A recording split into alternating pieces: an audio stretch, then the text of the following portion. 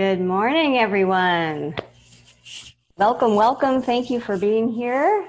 I am Reverend Cynthia McCarthy, and I'm here today filling in for Reverend Dr. Bob Dean, who spent the week working at teen camp. And they did teen camp online virtually this year, and it was a big success. And I'm sure he'll tell us a lot more about it when he comes back next week. But what a great thing to celebrate and be happy about that we had. I think they had 120 kids get online and have a great experience all week. So that's a good thing. So this was his regularly scheduled day off for that. So blessings to him as he recuperates from a tough week working online. As I said, I'm so glad that you've joined us here today. On behalf of CSL Midtown, I would like to extend a heartfelt welcome to you. We celebrate you, whoever you are, wherever you are on your spiritual journey. You're an expression of the divine. You're an expression of life, and we welcome you here today. Such is the nature of life, that all it asks is the opportunity to show up. And how about that? You are that opportunity, and so am I, and so it is. So we like to start off our services by reviewing our Declaration of Principles. So if you're new to us, this will be good information for you to take a look at to see what we believe. And if you've been around for a while, it's a good reminder. We'll get that up on the screen. Thank you, Vance.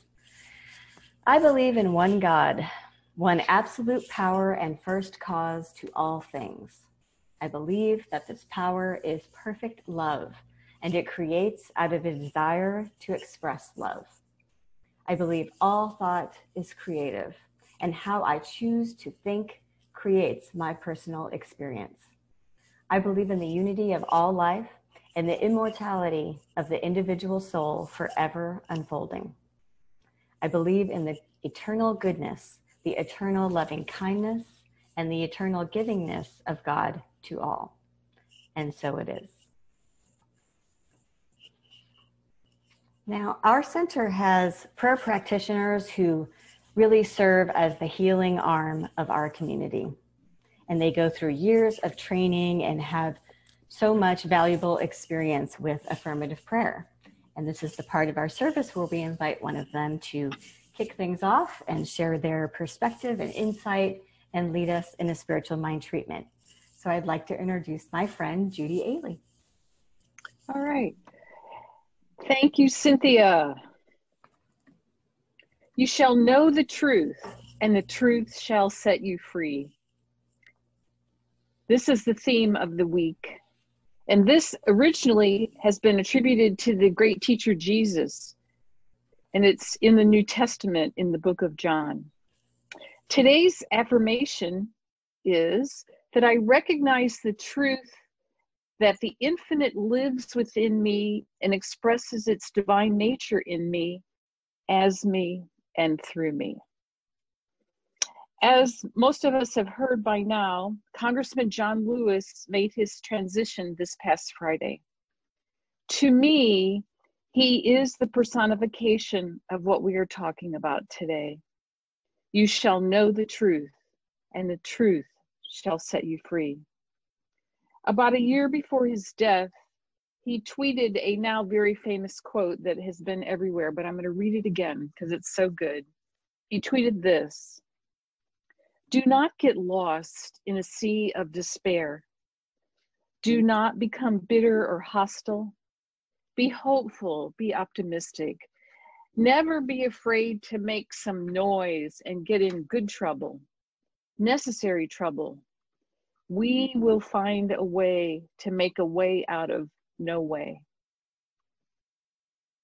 And he was also quoted as saying, "We are one people with one family. We all live in the same house. We must find a way to say to people that we must lay down the burden of hate, for hate is too heavy a burden to bear." I am proud to say that Congressman Lewis was my congressional representative for as long as I can remember living here in Atlanta. And he did his job well. And I like to sort of think about him as our local Dalai Lama. when you were around him, and he always seemed to be showing up at places, at events in the community. I even saw him at the grocery store one time.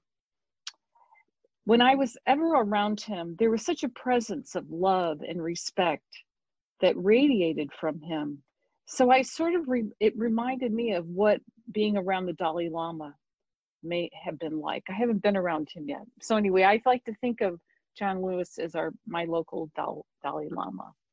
So what does this really mean? You shall know the truth, and the truth will set you free.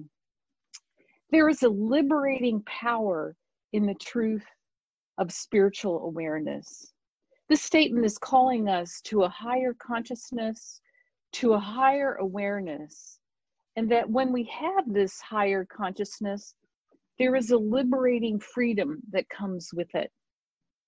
When we speak of truth, we are talking about something more than whether something is true or false or fake, or whether we even think something is right or wrong.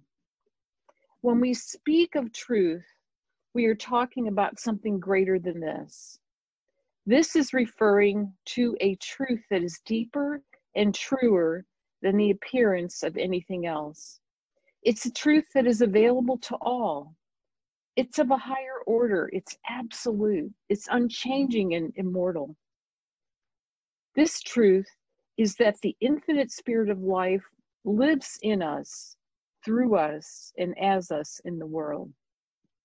And that this presence and power is the truth down into the core of our being. It is the truth that sets us free. It is this truth that allows us to know that we are one with others on this planet, as Congressman Lewis said.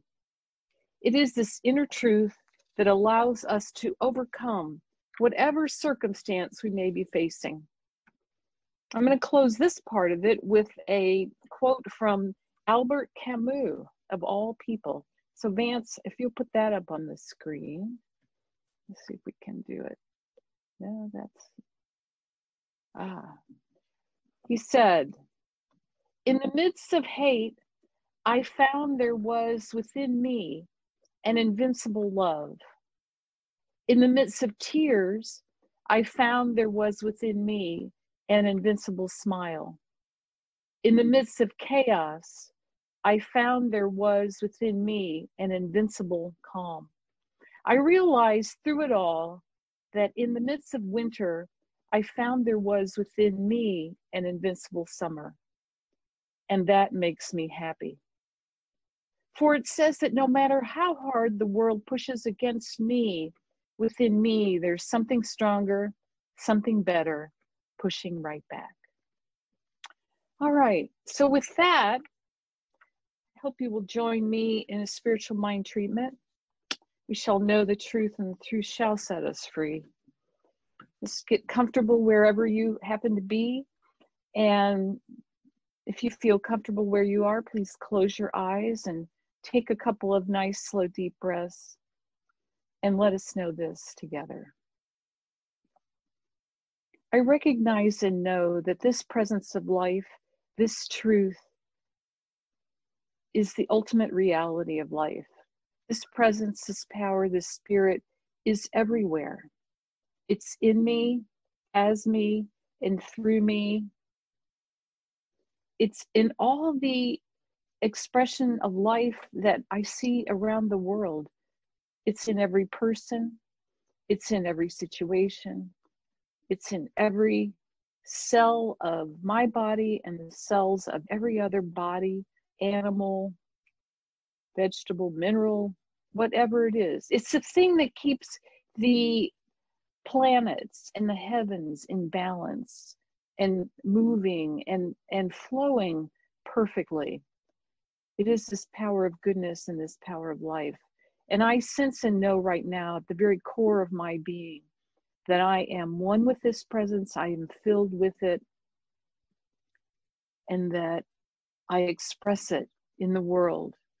Wherever I am, whatever I say, whatever I'm doing, I allow this presence to fill my mind with new ideas, to fill my heart with love and with inspiration, to fill my body with vibrant health and aliveness. I know that this is a truth of me down to the bottom, into the core of who I am, to the base of who I am, that this is my truth. I affirm and know that my life is a life that is filled with goodness of every kind, that I live in a world of opulence and prosperity, that this is the truth. This is the divine spiritual truth that is also mine. And I allow my expectation and my belief in this to flood my mind, to flood my being. I know that I am living a life that allows me to be in the right place at the right time, knowing the right things to say, being able to take the right steps with whatever I am facing. I know that I am divinely guided and led and supported by this power for good in the universe. I turn away from anything that appears to be contrary to this. I know that there is only oneness and that this power is never divided against itself. So I turn away from any idea of the necessity of illness, of lack, of limitation, of poverty, of struggle, of strain. I let go of that and those ideas, and instead I replace them with the knowledge, with the wholehearted belief and expectation of good, of life expanding in greater and greater good, that all is in perfect order, that all is well, that the best is yet to come. And I release this now. I know this for myself, and I know this for everyone who is listening here today. I know that this is the truth of our being. This is the truth of who we are, that absolute, unchanging, infinite presence, the truth that does set us free. So I release this now, knowing that it is so, and so it is. All right. Well, thank you, Reverend Cynthia, for your good words today. That was beautiful. So here's a question. How many of us do you think have a cell phone? Probably close to 100% of us, right? And how many of us at some point do you think have taken a video with our cell phone? Probably most of us, right? I know my phone is full of videos. Every time my dog does something goofy, I have to get that on video. And I have little birds that have a nest on my patio. I'm always trying to get them on video because they're really cute. And, you know, if you scroll through my phone, you'd probably see some videos of, like, if my kid was in a play at school or got an award, you know, you have to capture the moment. So I have a video of that. So my videos aren't very exciting, I will admit. But if you are on social media or watch any television news or internet news these days, you know we are seeing more and more cell phone videos these days that are capturing, well, for lack of a better word, people behaving badly, right? We are seeing racist attacks and police brutality, violence, destruction of property. We're seeing, seems like video after video of grown adults throwing tantrums in, you know, grocery stores over mask policies and during a pandemic. And I saw one video the other day of someone holding a black delivery driver at gunpoint because it was a gated community and they didn't think he belonged in there. There were cell phone videos just over the weekend of, you know, suspicious arrests of protesters that kind of looked like kidnappings. And just every day there are more and more videos going viral all over the internet with these bad things happening. And if you go back to just a couple months ago to the murder of George Floyd and think about how that was captured, you know, there were these bystanders that came upon the scene of his arrest, and they knew that they were seeing something wrong. And they felt they had to document the situation, and they pulled out their cell phones to have the truth of the situation recorded. And that's what these videos are doing. They're showing us the truth of situations, right? It's recorded on camera right there for us. And it's just bringing things to light for all of us to see. So the question is, why are we doing this? Why are we as a collective whipping out our cell phones to record these things and then broadcasting them all over the place? I thought it was so nice of veteran journalist Dan Rather to give me a quote today for my talk. On Friday afternoon, he tweeted out, "Where would we be without cell phone cameras? I sometimes wonder how history would have been different if we had them sooner." And he's right. These videos, as depressing as many of them are serving an important purpose. They're showing us the truth. You know, the master teacher, Jesus, as Judy mentioned, taught us that knowing the truth sets us free. We're going to talk more about that in a minute. But while these videos are definitely showing us the truth, they're showing us what I like to call the lowercase t truth. We're seeing current conditions as they really are. But in this teaching, in the science of mind and new thought, we learn pretty early on that conditions are changeable. Conditions are not the capital T truth of who we are. The capital T truth of our unity, our oneness, harmony, and peace. I think it's fair to say that these are some pretty unprecedented, wild times we're living in. There's a global pandemic still going on, certainly an economic crisis, what seems to be a long overdue reckoning on racism, and arguably one of the most contentious election seasons we've ever had. We look at what we're experiencing and we are disappointed and frustrated, and some of us are just plain overwhelmed. It seems like every time I see the latest viral video, I just think, what is wrong with people, right? You probably are feeling this too. This can't be who we really are. We're frustrated because we feel uncomfortable. And we feel uncomfortable because we know better. We know this isn't the capital T truth of who we really are. This friction and chaos and discord is life pushing us toward recognizing our truth. There is freedom in knowing how bad a situation really is so that we may mindfully choose something better.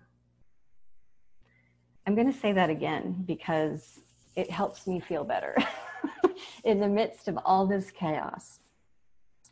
There is freedom in knowing how bad a situation really is so that we may mindfully choose something better.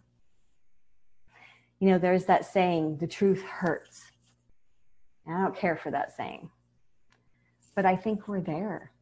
We're hurting as people, as a country, as a world. There has to be a better way. I think if we're unhappy, it's because deep down we know this. Our capital T truth is the better way. That's the truth that ultimately sets us free. If we can see beyond these conditions that we're overwhelmed by in experiencing. Now, Jesus was the great example, not the great exception. He was the great example. And when we look to his example, to living as one in unity with the Father, our source, he saw beyond conditions all the time. He mastered that. You don't ever see Jesus whining about the condition. He declared the truth. Now, we might not be as great as Jesus, right? That's not really the point. We always approach life from our own level of consciousness, whatever that may be, wherever we are. The effort is ours to make. It is up to us every day to decide to live from our truth. Now, like Judy, looking at today's topic, I also thought about Congressman John Lewis. Now, he made his transition on Friday, as we all know, and I was reading all these tributes to him and articles about him yesterday, and I'm not from Atlanta, so I knew that's where what he represented, but I did not know that his district office was only 1.5 miles away from our center. That's how close by he was. This man had a lifelong commitment to a better America, to a better way for America. That was his truth. One particular quote I read really resonated with me from his book, Across That Bridge, A Vision for Change and the Future of America. He said, faith is being so sure of what the Spirit has whispered in your heart that your belief in its eventuality is unshakable. That is a very science of mind type declaration. This idea of knowing our truth and believing in it so much that its manifestation is inevitable. We know that's how the law works. It's done unto us as we believe.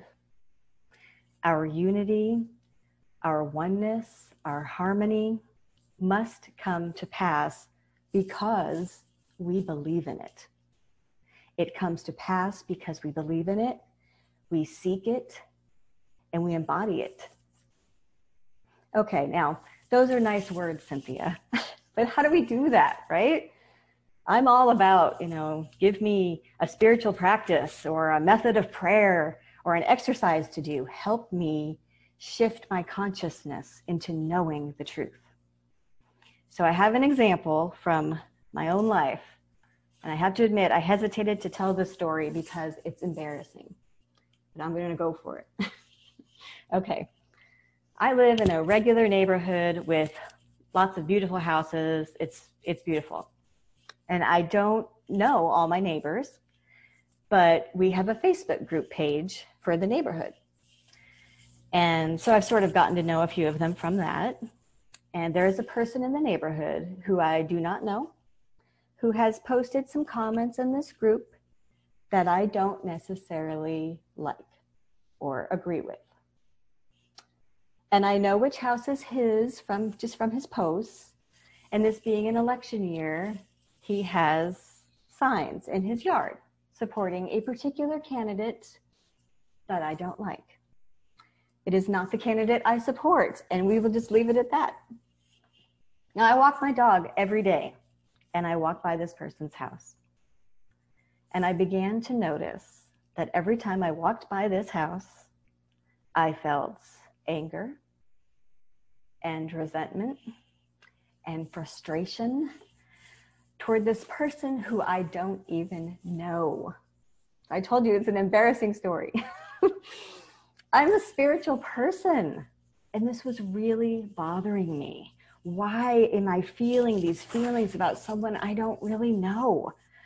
What am I supposed to be learning from this situation? It's never about the other person. It's always about us. What is it that's in me that's being reflected here? I went there.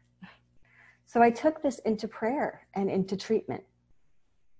I was seeking to know the truth of this person, the truth of our oneness and unity. And you will never guess what happened. Okay, so a few nights later, I was walking my dog again, and I see this man, he's out mowing his lawn on his riding mower. And I see him ride off his lawn into the road, across the street, and down a few houses. He's driving his mower in the street, and I'm thinking, what is this guy doing? Well, he proceeds to mow the empty lot in our neighborhood. And it may sound silly, but I swear it's true. I almost cried because Spirit was showing me exactly what I needed to see. He's a good person. And you're probably thinking, of course he's a good person. I'm a good person. You're a good person. We're all good because the goodness of God is in all of us. I just needed to have that moment of recognition of that truth. Real or imagined, I was in conflict with this person. Here he was doing a good deed, caring about the neighborhood looking nice, sharing his time, his talents, his resources, giving of them freely, doing kind things for others. And that's something I like to do. That's something we agree on. Now, I have to tell you, the moment got practically comical because while he's mowing, I walked right past him with my dog and he gave a great big smile and a wave and I gave a wave, and it was just, thank you, Spirit. It was a great experience. And I was freed of the bondage of anger, resentment, and discord. In that moment, I knew the truth of who we both were. I have a quote here for you. This is a quote from Neil Donald Walsh. He's the author of the Conversations with God book series. And he said, "The highest spiritual truth is that we are all one. And the lowest human impulse is to separate ourselves into groups of us and them." There are endless opportunities for us to live from our highest spiritual truth. Now, to do this, to be the truth, we have to remember exactly who we are. We humans today are bombarded with messages of what is real, like cell phone videos that can't be denied, and Facebook posts and political signs. There's an incessant push to make us believe that what we see and hear around us is the truth of life. That all these human reactions, fear, anger, resentment, powerlessness, are the truth. But the truth is, we are divine spiritual beings having a human experience. I always take comfort in the writings of Ernest Holmes. I know a lot of you do too. And in his book, Creative Mind and Success, he encourages us with our thinking. He writes, "When we know that there is but one power, we shall not struggle. We shall know, and in calmness, we shall see only what we know must be the truth." This means a persistent, firm determination to think what we want to think, regardless of all outer evidence to the contrary.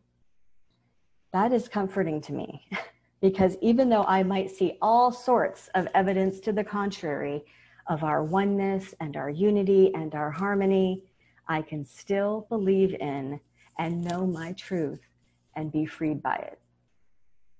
Now, this doesn't mean we stick our head in some spiritual sand and call it good. We treat and move our feet, right? Each one of us must do what's ours to do from our own level of consciousness.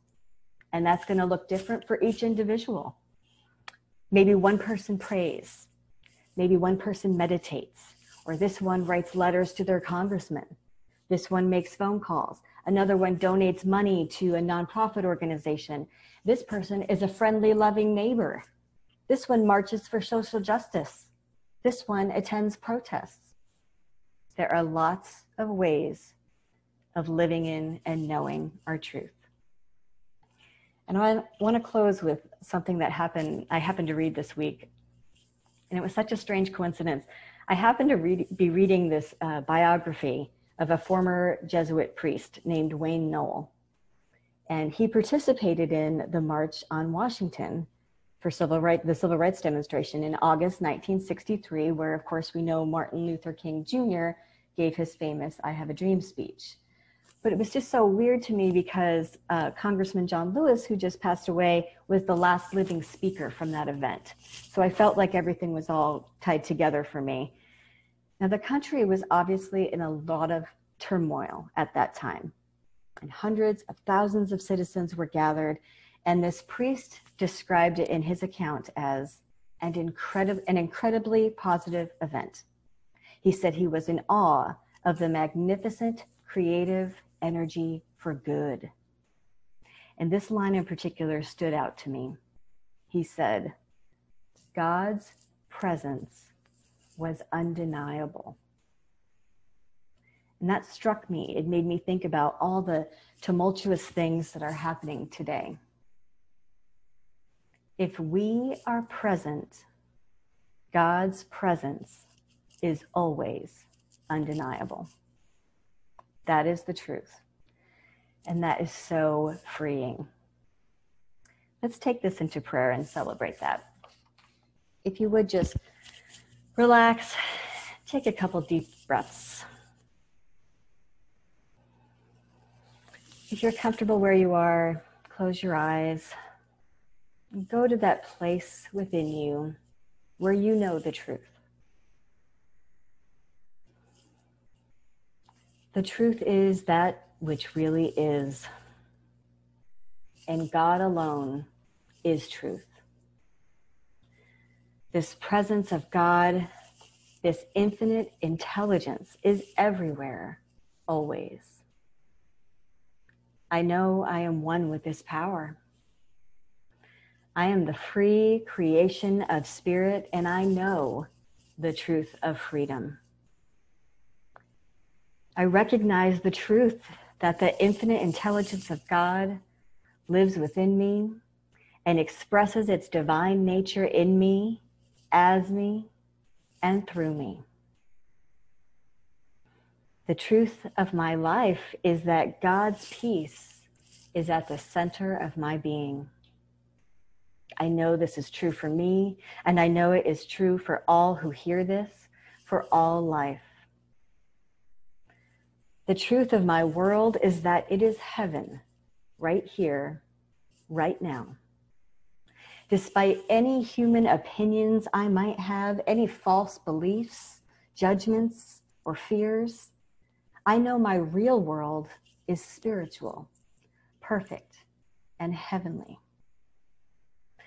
I know that even when I see evidence to the contrary, everyone exists as spiritual beings, including me. I accept this for myself. I choose to live with ease and grace, freed from any human limitations.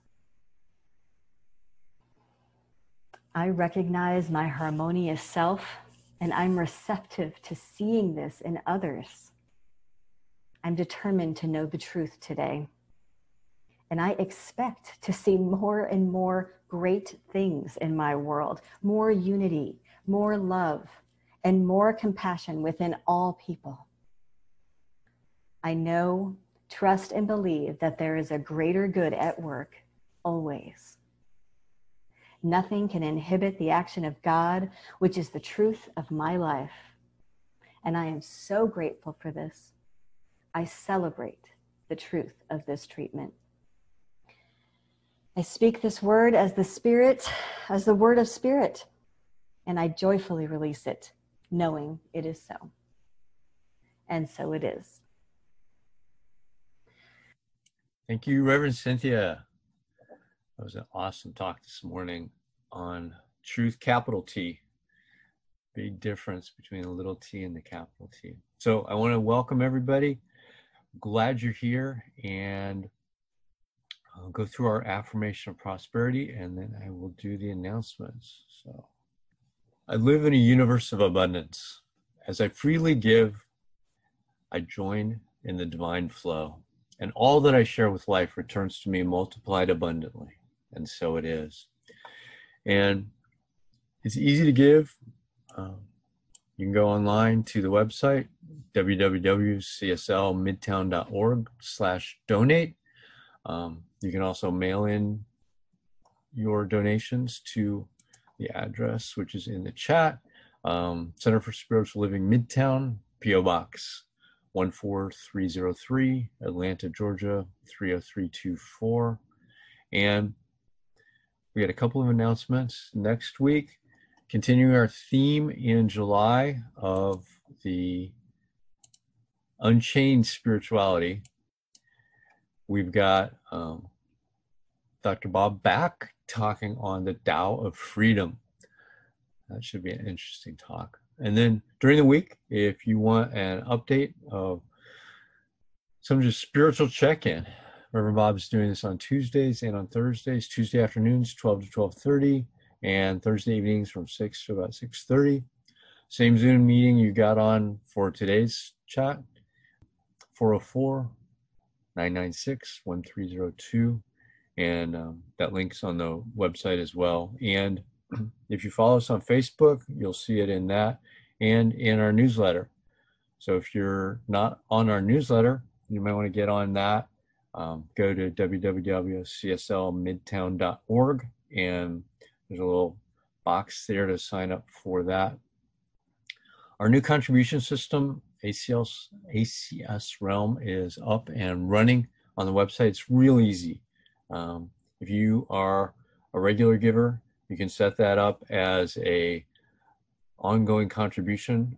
I did that. It's really easy. You log in, create your ID, put in your account information, and set the priority that you want it to do, whether it's every week when you get paid, every 2 weeks when you get paid, once a month, however you want to set that up. We would appreciate that. That gets you set up, ready to go, easy to do. If you've got something going on during the week that you want help with, we have practitioners. You met Judy Ailey earlier today. She is one of the co-practitioner leaders for us, and they're there to help us. Anything we got going on, reach out. There's a link to the practitioners on the cslmidtown.org website as well. And I am going to turn it back to Reverend Cynthia right now. Okay, I'm back. Thank you, Vance, for that, and for stepping in and doing the announcements, and for making sure everything runs smoothly. You guys have no idea what a treasure. What would I be without Vance? What would Reverend Dr. Bob be? We are so grateful to you. We're also very grateful. I want to give a quick shout out to Doug Moody, who works tirelessly trying to get our music selections, and we have some changes coming up with that in the future. Doing things online, we're all learning new ways and new rules to follow, and it's just, we are so grateful for his work as well. So let's wrap things up with our affirmation of life. This is the truth. And you're still all on mute, so I suggest you shout this out in your home where you are. I leave this place now, knowing something better than I knew before. I go forth into the world with a heart full of love and a mind full of good sense. I look at the world in a greater way, knowing that I have within me everything I need to create the life I desire. I give thanks for this understanding, and I am grateful for the spirit of life that lives through me. And so it is.